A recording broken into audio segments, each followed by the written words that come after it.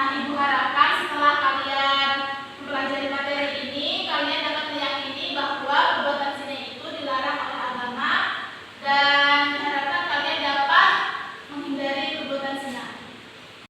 Kita akan memasuki bab baru yaitu bab 6 tentang menjauhi perbuatan zina untuk melindungi harkat dan martabat manusia.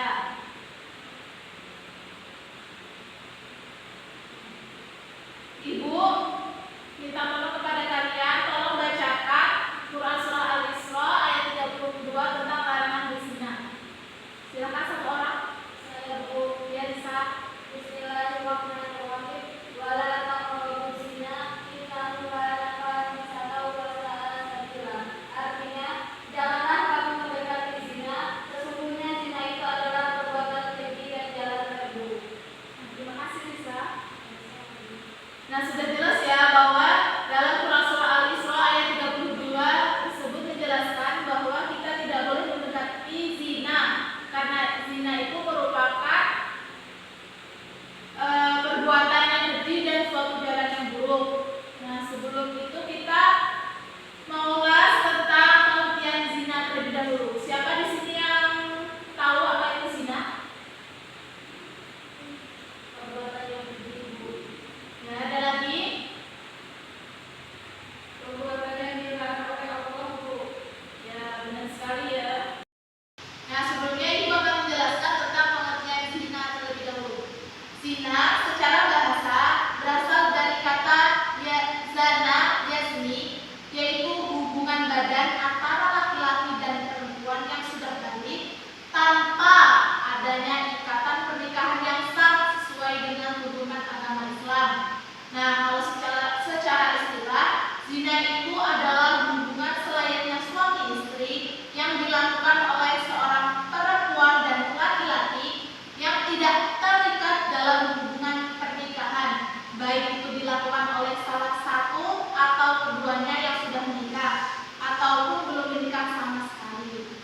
Nah, di situ dijelaskan juga menurut pasal 284 Kitab Undang-Undang Hukum Pidana atau KUHP, zina adalah hubungan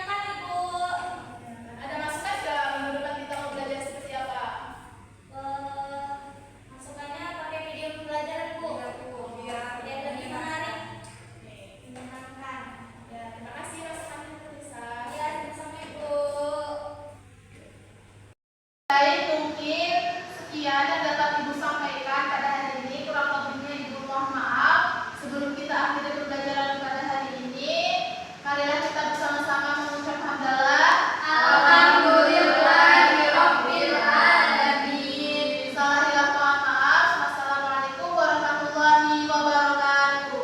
Waalaikumsalam warahmatullahi wabarakatuh. Audio Jungle.